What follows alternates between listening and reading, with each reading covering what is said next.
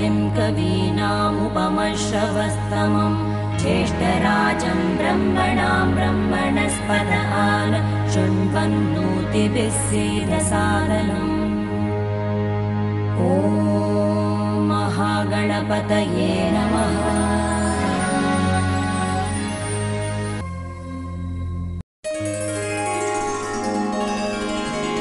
పరమ పవిత్రమైన ఈ భారతావనిలో ఒక్కొక్క సమయంలో ఒక్కొక్క యుగంలో లోక కళ్యాణం కోసం ఒక మహత్కార్యాన్ని సాధించడానికి యోగులు, బైరాగులు, మహాత్ములు, మహాపురుషులు జన్మించారు, జన్మిస్తున్నారు.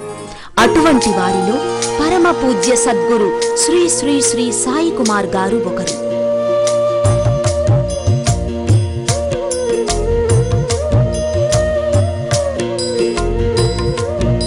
యుగ యుగాల నుండి మన మహర్షులు యజ్ఞయాగాదులతో సమస్త దేవతలను సంతృప్తిపరిచి వారి అనుగ్రహంతో కావలసిన కోరికలను సాధించుకునేవారు.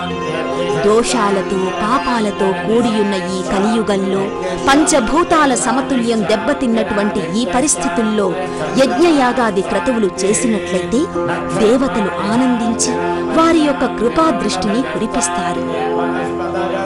ఆయా దేవతలను సంతృప్తి పరచుటకు సర్వదోష నివారణ మహాయజ్ఞాన్ని సద్గురువు గారు ప్రతి సంవత్సరము డిసెంబరు ఆఖరి ఆదివారం నాడు సాయి గీత ఆశ్రమంలో నిర్వహిస్తున్నారు. ఈ ఆశ్రమ ప్రత్యేకత ఏమిటంటే అనేక రకాలైన దివ్యమైన, భవ్యమైన, పిలిస్తే పలికేటువంటి వృక్షదేవతలు ఇక్కడ ఉండటం ఇది ఎంతో విశేషమైనది. ఆ వృక్షాలలో కల్పవృక్షం ఒకటి. భక్తులెవరైనా ఆ కల్పవృక్షం చుట్టూ ప్రదక్షిణలు చేసి పసుపు తాడును పూజించి కట్టినట్లయితే న్యాయమైనటువంటి, ధర్మమైనటువంటి కోరికలను నెరవేరుస్తుంది కల్పవృక్షం.